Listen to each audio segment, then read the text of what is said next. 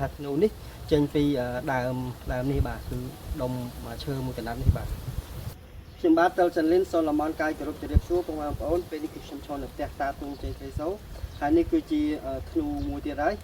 ដែលជាទិន្នន័យថ្មីសម្រាប់កម្ពុជាក៏ដូចជាអត្តសញ្ញាណជាតិខ្មែរមួយទៀតផងដែរតកតងជាមួយនឹងទម្រង់ធ្នូនេះបាទហើយធ្នូនេះគឺជាធ្នូដែលខ្ញុំផលិតអំពីដើមពោធិ៍ភ្លាហើយនេះគឺជាសាច់ដើមពោធិ៍ភ្លាដែលជាបំណែកធ្នូនេះបានថាធ្នូនេះចេញពីដើមនេះបាទគឺដុំឈើមួយកណ្ដាប់នេះបាទ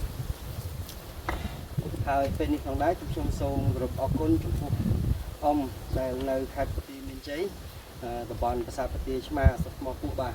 ហើយគឺខ្ញុំកាប់ពីនោះហើយបានអ៊ំគាត់ជួយណែនាំ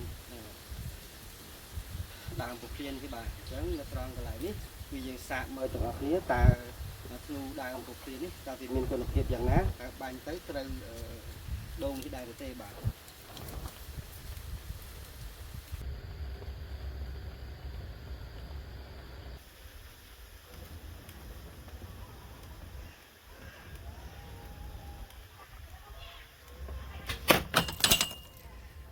បាទចំពោះគុណភាពវាមានន័យគឺល្អគាត់បានដែរតែទោះសង្ខេបវារៀងស្ទួតបន្តិចប៉ុន្តែក៏នេះជាការផលិតដំបូងរបស់ខ្ញុំដែរលើវត្ថុធាតុដើមពោធិ៍ភ្លានេះបាទជាចុងក្រោយខ្ញុំសូមគោរពអរគុណចំពោះការតាមដានវីដេអូនេះហើយក៏សូមជូនពរនៅឆ្នាំថ្មី2026ដល់បងប្អូនលោកស៊ីទទួលទានមានបានសុខចម្រើនទាំងអស់គ្នាសូមគោរពជម្រាបលាបាទ